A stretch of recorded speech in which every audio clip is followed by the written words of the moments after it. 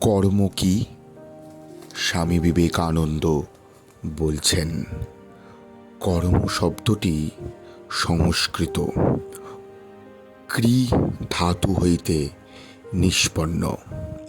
ক্রি ধাতুর অর্থ করা।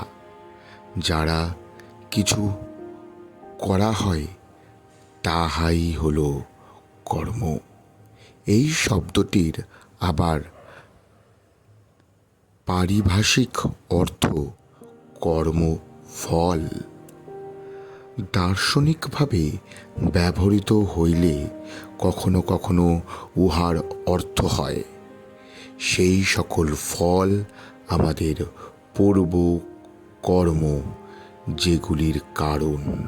কিন্তু কর্মযোগ আমাদের কর্ম শব্দটি কেবল কাজ অর্থেই ব্যবহার করিতে হইবে। মানব জাতির চরম লক্ষ্য জ্ঞান লাভ।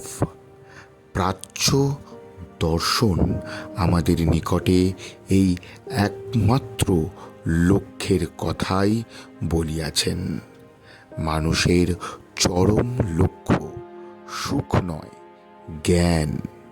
সুখ ও আনন্দ তো শেষ হইয়া যায়। সুখই চরম লক্ষ্য, এরূপ মনে করা ভ্রম।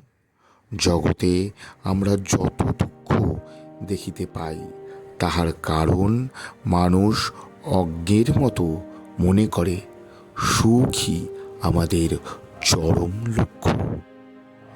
কালে মানুষ বুঝিতে পারে সুখের দিকে নয়, জ্ঞানের দিকেই সে ক্রমাগত চলিয়াছে।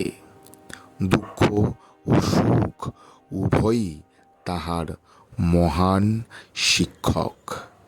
সে শুভ এবং অশুভ হইতে সমভাবে শিক্ষা পায়। সুখ দুঃখ যেমন আমাদের মনের ওপর দিয়া চলিয়া যায়, তেমনি তাহার উপরে কি যায় তা জানতে অবশ্যই শুনতে হবে বিবেক কথা।